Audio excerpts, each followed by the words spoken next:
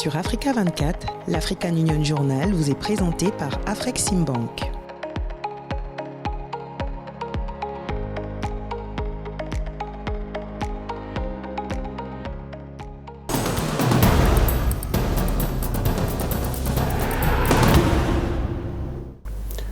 Bienvenue dans l'African Union Journal, votre programme hebdomadaire consacré à l'actualité de l'Union africaine.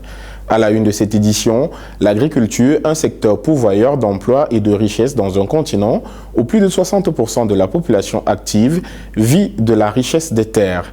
Puis focus sur Dangote Fertilizer Plant, la plus grande usine de production d'engrais du continent africain. Enfin, levée de 26 barrières non tarifaires pour stimuler le commerce intra-africain en Afrique de l'Est. On se retrouve dans un instant pour le développement.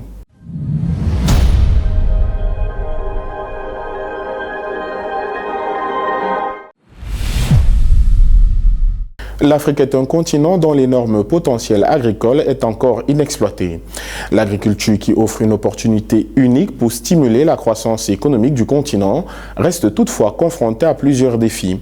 Il s'agit notamment du manque d'infrastructures agricoles, de la faible productivité et de la sous-utilisation des techniques agricoles modernes. Malgré ces défis auxquels le secteur est confronté sur le continent, l'agriculture est de l'avis de certains experts un catalyseur de création de richesses sur le continent. L'agriculture, un secteur pourvoyeur d'emplois, un sujet signé Chekou Oumar Kamara et Abdoulaye Pouy.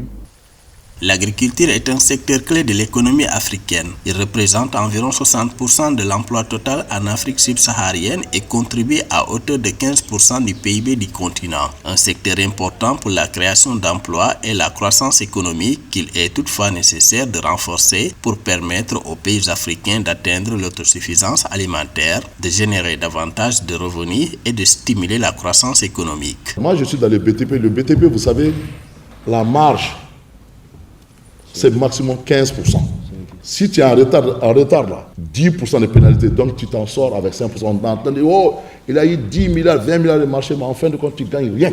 Or, l'agriculture, c'est la seule chose que tu peux faire, 500% de bénéfices. 500% de bénéfices. Parce que nous, quand on parle de l'agriculture, qu'est-ce qu'on voit? Le paysan avec la daba, avec des habits, ça. Non. Aux États-Unis, c'est une affaire de riches, des gens nobles. Au Cameroun, par exemple, le gouvernement a initié une politique d'import-substitution consistant à identifier les spéculations qui ont fort potentiel de développement, de création de richesses, d'emplois et un fort potentiel pour assurer la sécurité alimentaire des populations. C'est dans ce sens que certaines filières ont été retenues, à savoir le riz, le maïs, l'huile de palme, le soja. Aujourd'hui, notre agriculture a opté, sous l'impulsion du chef de l'État, la politique d'import-substitution. Pourquoi l'import-substitution? Parce que l'économie camerounaise aujourd'hui est une balance commerciale extérieure déséquilibrée. Sur les 1450 milliards qui déséquilibrent notre balance, l'agriculture représente 900 milliards. Nous avons 200 milliards pour ce qui est des produits d'élevage tels que le poisson, le lait et les autres crustacés. Et nous avons 700 milliards qui représentent uniquement les produits de l'agriculture. C'est le blé, c'est le riz, c'est le soja, c'est le maïs, c'est l'huile de palme. L'agriculture est une excellente source de création d'emplois pour les jeunes. Grâce à une approche chaîne de valeur, il est possible de créer de multiples opportunités d'emploi. Il est urgent de transformer les agriculteurs en entrepreneurs prospères. Pour y parvenir, la Banque africaine de développement (BAD) prévoit de fournir à 40 millions d'agriculteurs des technologies agricoles efficaces d'ici 2025 contre plus de 11 millions jusqu'à présent. À l'image de la BAD, d'autres initiatives se multiplient à travers le continent. C'est ainsi que le Conseil régional du Bélier, qui est en Côte d'Ivoire, au centre de la Côte d'Ivoire, a créé un centre de formation.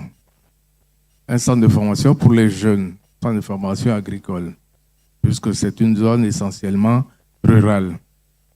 Et là, nous avons commencé à former des jeunes. Et dans le cadre de cette formation, nous avons bénéficié d'un financement de l'Union européenne dans le cadre du programme Archipelago.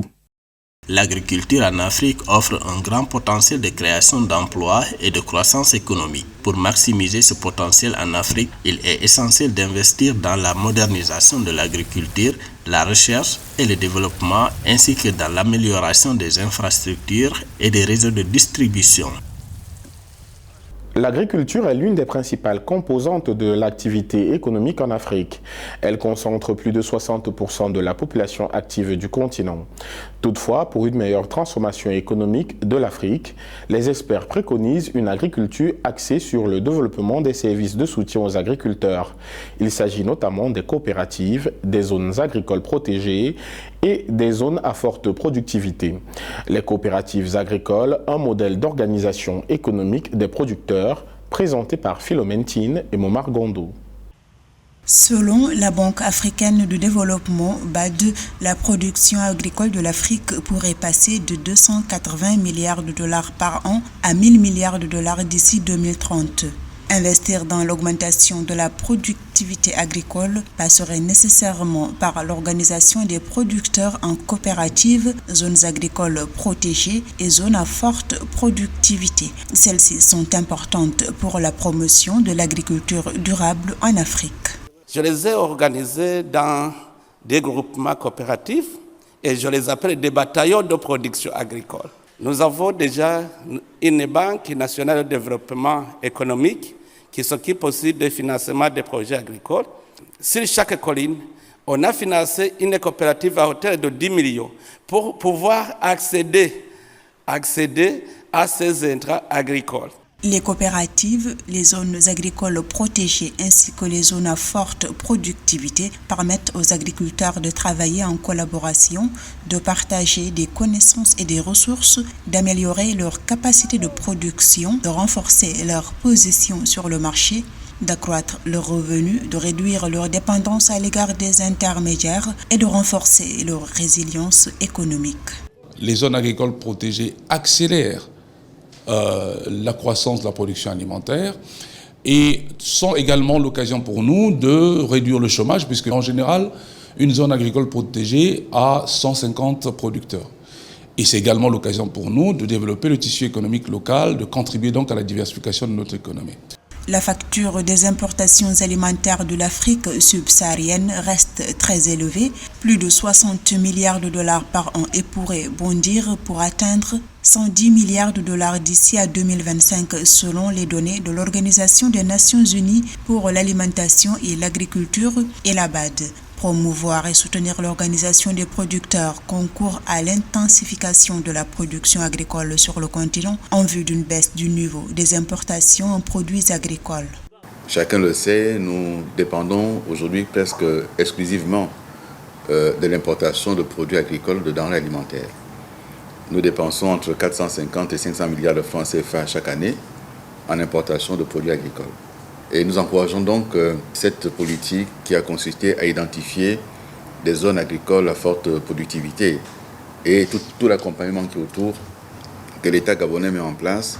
Il est crucial de soutenir et de renforcer les coopératives agricoles, les zones agricoles protégées et les zones à forte productivité pour assurer un développement agricole durable et inclusif en Afrique, à en croire les acteurs du secteur. Ces leviers qui deviennent aujourd'hui essentiels contribueront à conforter la position des agriculteurs sur le marché africain, voire mondial.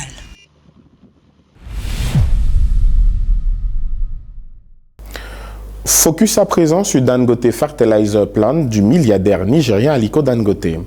Construite sur 500 hectares, Dangote Fertilizer Plant s'impose sur le marché des fertilisants pour soutenir la production agricole en Afrique. L'usine inaugurée en mars 2023 s'aligne sur les ambitions de l'Union africaine pour relever le défi de la productivité agricole du continent. En effet, en Afrique, l'accès aux engrais demeure un défi pour les producteurs locaux et le coût de ces intrants agricoles ayant connu une hausse significative d'au moins 80% entre 2020 et 2022. Dangote Fertilizer Plant, le pari d'une autosuffisance agricole africaine, un sujet signé Aïcha Moyouzam et Johnson Jale Chamande. Située dans la zone franche de Lekki, dans la ville de Lagos, l'usine de Dangote, d'une capacité de production de 3 millions de tonnes d'engrais par an, rejoint les deux acteurs locaux du secteur, Indorama Eleme Fertilizers and Chemicals Limited et Notor Chemicals Industries. S'étendant sur une surface de 500 hectares, elle produit principalement un intrant à base d'urée et d'ammoniac utilisé dans l'agriculture. Le projet d'une valeur de 2,5 millions de dollars a été inauguré en 2022 avec pour objectif de limiter la dépendance de l'Afrique aux importations d'engrais. D'après la Banque mondiale, près de 90% des engrais utilisés dans les pays d'Afrique subsaharienne sont importés. La production annuelle d'engrais sur le continent était évaluée au courant de l'année 2022 à environ 30 millions de tonnes. Lorsque nous y parviendrons, vous verrez les avantages réels de l'utilisation des engrais dans l'agriculture. Au lieu d'avoir un rendement de 2 tonnes par hectare, vous finirez par avoir un rendement de 6 à 8 tonnes, ce qui signifie que l'agriculture s'ouvrira et que les agriculteurs se rendront compte qu'ils peuvent gagner beaucoup d'argent. La dépendance des pays africains aux importations d'engrais limite la productivité agricole. La situation s'est particulièrement aggravée avec la guerre en Ukraine et la pandémie de Covid-19. L'Union africaine, dans son ambition de booster la production agricole, investit dans la production d'engrais locaux avec la mise en place du programme détaillé de développement de l'agriculture en Afrique et du mécanisme africain de financement du développement des engrais. Selon les données de l'organisation, les agriculteurs africains n'utilisent que 5 à 10% des quantités d'engrais utilisées par les pays en voie de développement.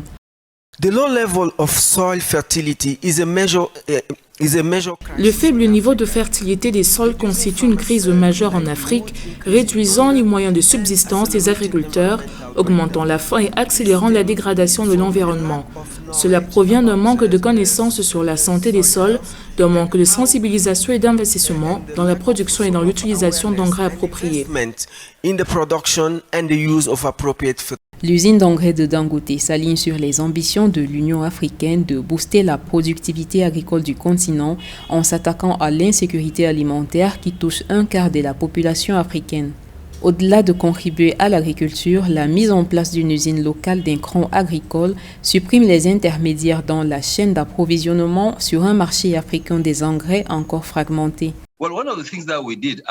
L'une des choses que nous avons faites était de nous assurer que la chaîne d'approvisionnement était parfaitement rodée afin d'éviter toute perturbation. Il y a beaucoup de blocages, nous devons veiller à ce qu'il n'y ait pas de perturbation dans nos approvisionnements. Alors que les cibles d'exportation initiales de Dangote Fertilizer Plant étaient principalement le Nigeria et l'Afrique, la demande croissante en engrais a favorisé l'expansion de l'usine. À ce jour, Dangote Fertilizer Plant approvisionne en plus des pays africains, le Brésil, les États-Unis, le Mexique, l'Inde et l'Union européenne.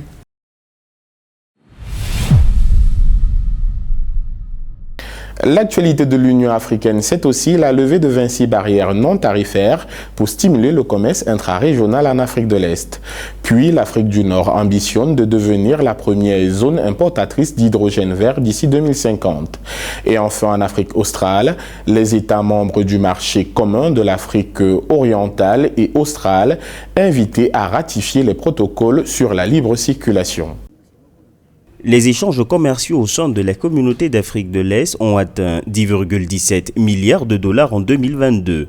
L'information émane d'un communiqué de presse de la CAE du 16 août 2023. Cette hausse est due principalement à la bonne volonté politique des membres du sommet des chefs d'État de la CAE sur 33 barrières non tarifaires qui entravaient le commerce entre les pays de la sous-région. 26 ont déjà été levées, ceci dans le but de faciliter le commerce général par l'adoption de mesures pratiques destinées à renforcer les flux commerciaux entre les États membres tels que la simplification et l'uniformisation des documents et des procédures douanières ainsi que l'adoption d'instruments communs. Cette nouvelle vision d'intégration régionale aidera l'Afrique de l'Est à agrandir ses marchés, à encourager une plus grande compétition et à améliorer la position politique africaine dans différents domaines du programme de développement car le commerce apporte et continuera d'apporter une formidable contribution aux économies de nombreux pays développés et en développement.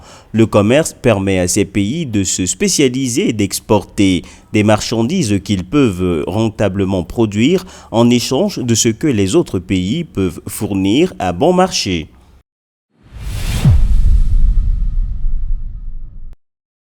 L'essor de l'hydrogène vert en corrélation avec la croissance des sources d'énergie renouvelables est annoncé comme le moteur d'une révision majeure du paysage énergétique et des réserves mondiales dès 2030. Cette transformation a le potentiel de créer éventuellement un marché évalué à 1,400 milliards de dollars annuellement d'après les conclusions de la présente étude. En 2050, la carte mondiale de l'hydrogène vert présente un tableau où l'Afrique du Nord occupe la position de leader en tant que région exportatrice majeure, tandis que l'Europe se positionne en tant que première zone importatrice. C'est du moins ce qui ressort d'une analyse effectuée par le cabinet Deloitte. Mais actuellement, 99% de l'hydrogène industriel mondial est gris, issu du gaz méthane sur des sites pétrochimiques, une opération qui libère énormément de gaz à effet de serre comme le CO2 dans l'atmosphère et participe au réchauffement de la planète. L'hydrogène vert du futur viendra donc de l'hydrolyse de l'eau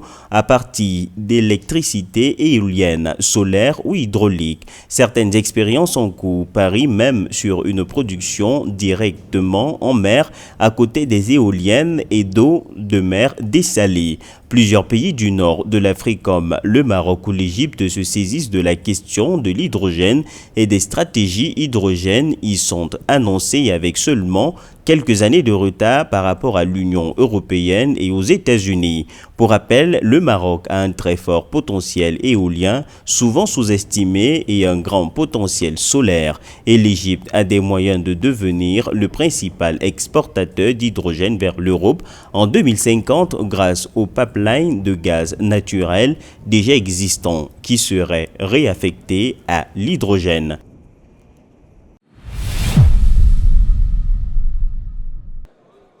L'accord a à ce jour été signé par 54 des 55 États membres de l'Union africaine.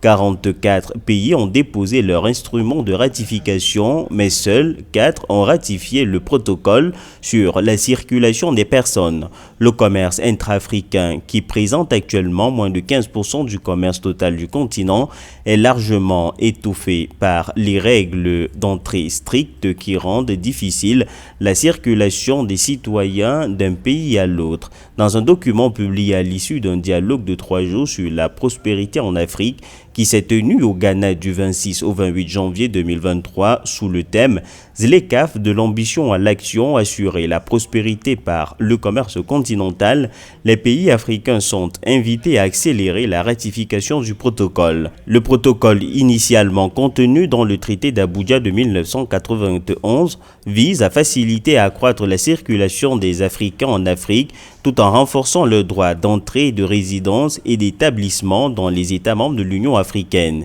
Si un plus grand nombre de personnes peuvent se déplacer librement, les pays pourront facilement exporter un marché du travail plus vaste pour combler les lacunes en matière de compétences tout en pratiquant le commerce transfrontalier.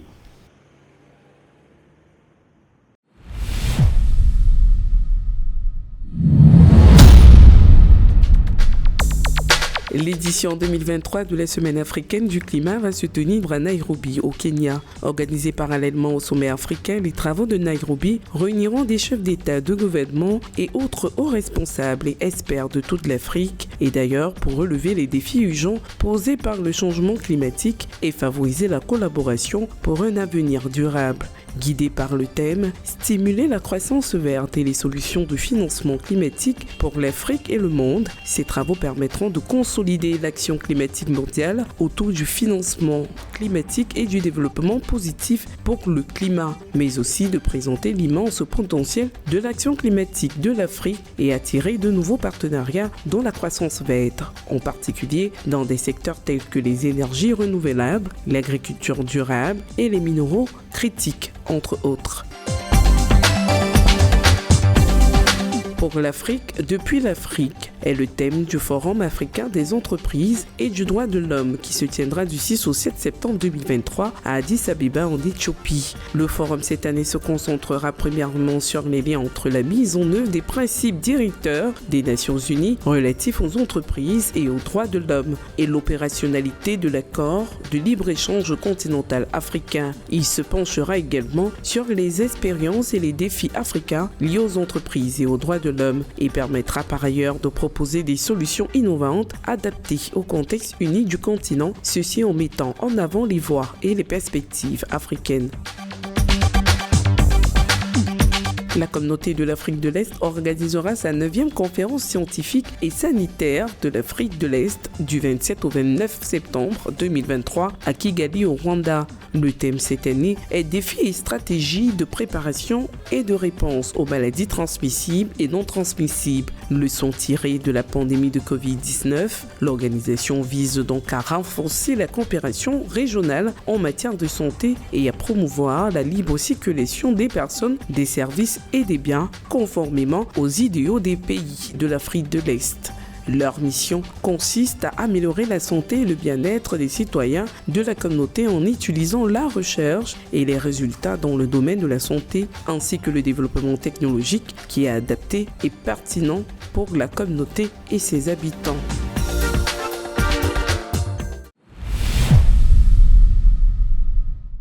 Selon la Banque mondiale, l'Afrique a connu en 2022 le taux de croissance agricole le plus élevé par rapport aux autres régions du monde, soit 4,3% par an depuis 2000. Cependant, la pandémie de Covid-19 et le conflit russo-ukrainien ont entravé des perturbations dans les chaînes d'approvisionnement, notamment dans les pays africains qui dépendent des importations de denrées alimentaires pour compléter leur stock alimentaire. L'agro-industrie, un secteur porteur d'opportunités pour le continent africain, un sujet signé Grace Ngombei et Johnson Djale Tiamande. Malgré les défis qui affectent le secteur agricole, notamment l'accès au financement, la volatilité des prix des intrants, la disponibilité des stocks et la connectivité des marchés, les gouvernements et les entreprises d'Afrique s'adaptent aux chocs macroéconomiques et emploient des solutions pour continuer à développer le secteur. À travers notamment le développement des partenariats qui permettent dans la chaîne de valeur de générer des ressources qui restent sur le sol africain.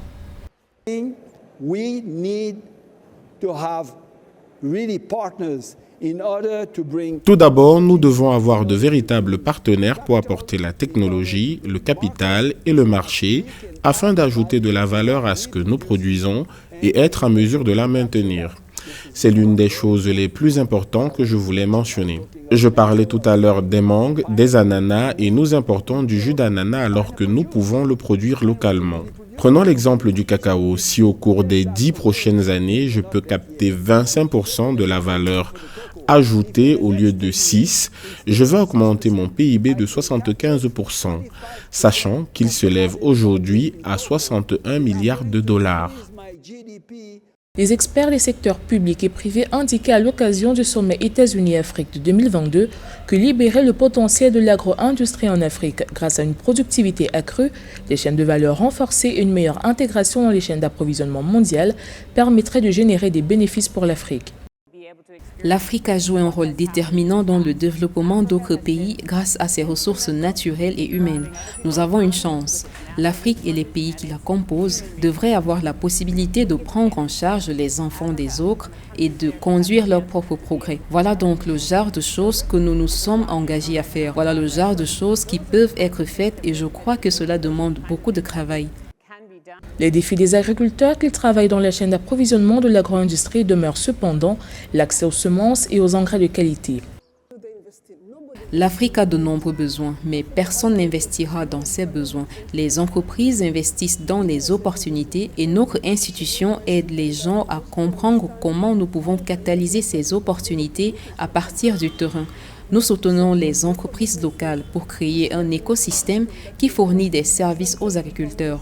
Ils doivent pouvoir avoir des semences et surtout obtenir de l'engrais. Ce n'est qu'à ce moment-là que les marchés s'ouvriront car des opportunités existeront.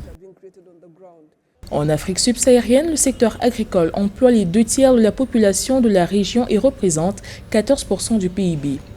Ce secteur a le potentiel de stimuler une croissance économique à grande échelle car les femmes et les jeunes constituent la majorité des travailleurs et l'agro-industrie devrait valoir plus de 1 000 milliards de dollars d'ici à 2030. Place à présent au portrait de cette édition. Élu en juillet 2020 au poste de secrétaire exécutif du comité permanent inter-État de lutte contre la sécheresse dans le Sahel, Abdoulaye Mohamedou ambitionne de voir un jour les populations du Sahel exemptées de toutes sortes de crises alimentaires. Possédant des acquis dans des domaines diversifiés de développement tels que la sécurité alimentaire et nutritionnelle, le changement climatique, la lutte contre la désertification ou encore la gestion des ressources naturelles, il travaille continuellement avec les gouvernements africains pour que les pays du Sahel puissent jouir de l'autosuffisance alimentaire. Abdoulaye Mohamedou, un acteur de développement de l'agriculture au Sahel, un portrait signé Marie-Raphaël Antolo et Catherine Elundo. Âgé de 58 ans, Abdoulaye Mohamedou, secrétaire exécutif du comité permanent inter-État de lutte contre la sécheresse dans le Sahel, est depuis plusieurs années impliqué dans les luttes contre la sécheresse accrue dans les zones du Sahel, notamment au Niger, sa terre natale. Nommé à ce poste le 20 juillet 2020, Abdoulaye Mohamedou cumule des expériences professionnelles dans des domaines diversifiés du développement tels que la sécurité alimentaire et nutritionnelle, le changement climatique et la lutte contre la désertification, le foncier, la gestion des ressources naturelles, le pastoralisme et la décentralisation. Il travaille d'ailleurs depuis plusieurs années avec les gouvernements des pays du Sahel pour remédier aux problèmes de sécheresse en vue de booster les productions agricoles dans les différents pays du Sahel. C'est sur les marchés parce qu'on ne peut pas produire à l'instant où on est aujourd'hui. Il n'y a pas de production végétale possible au Sahel. C'est vrai que dans les pays du Golfe de Guinée, on a le début de la saison des pluies, mais ce ne peut être que des interventions à la fois humanitaires, mais également des subventions aux produits de première nécessité, mais également la mobilisation de l'aide au niveau international. S'exprimant à Abidjan en Côte d'Ivoire le 11 mai 2022 dans le cadre de la COP15, le secrétaire exécutif du comité permanent inter-État de lutte contre la sécheresse au Sahel, Abdoulaye Mohamedou, a sollicité l'implication de la jeunesse dans la gestion durable de la terre afin de résoudre la question de la sécurité alimentaire. Il avait alors à cette occasion souligné que plus de 40 millions de personnes sont menacées par la famine en raison des récoltes improductives dues à la sécheresse dans les zones du Sahel. Ces crises ont également conduit les États à une relecture de leur politique agricole, notamment en mettant l'accent sur les potentiels dont ils disposent. Par exemple, deux aspects ont été soulignés, par exemple, c'est que les pays disposent de ressources en eau importantes, des ressources de surface, mais également des ressources souterraines qui pouvaient être mobilisées pour atténuer les effets des déficits de saison des pluies. Mais il y a également la question des engrais, parce que l'utilisation des engrais conditionne également la production agricole. Selon un rapport 2022 de l'Organisation pour l'alimentation et l'agriculture, le Sahel subit les conséquences d'un choc climatique avec une très mauvaise saison des pluies en 2021, l'une des pires de ces 40 dernières années, des systèmes alimentaires perturbés, une production alimentaire limitée et des obstacles au commerce régional. Des défis d'ailleurs auxquels le secrétaire exécutif du Conseil permanent inter-État de lutte contre la sécheresse dans le Sahel essaye de répondre en collaboration avec la communauté internationale et l'appui des autorités des pays du Sahel. C'est une de ses missions principales, c'est vraiment de s'investir dans la recherche de la sécurité alimentaire et nutritionnelle. Et dans ce domaine, il anime un des dispositifs au niveau de la région. C'est notamment le dispositif de prévention des crises alimentaires qui permet aux États d'anticiper sur les crises. Le SILS donne l'information pour l'aide à la décision.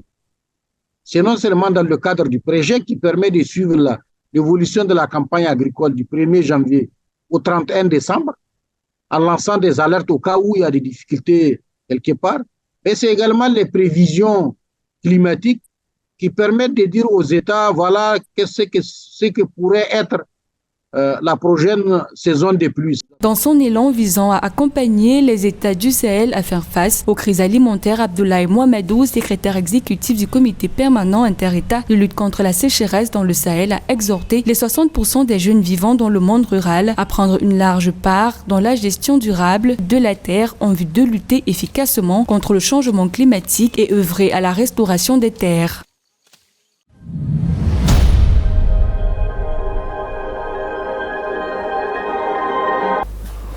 Merci d'avoir suivi cette édition de l'African Union Journal préparée par l'ensemble de la rédaction. Retrouvez dans un instant une nouvelle tranche de l'information sur Africa 24. Et vous le savez déjà, le meilleur de l'actualité, c'est aussi sur notre site africa24tv.com et sur l'ensemble de nos réseaux sociaux, Twitter, Facebook, YouTube et LinkedIn.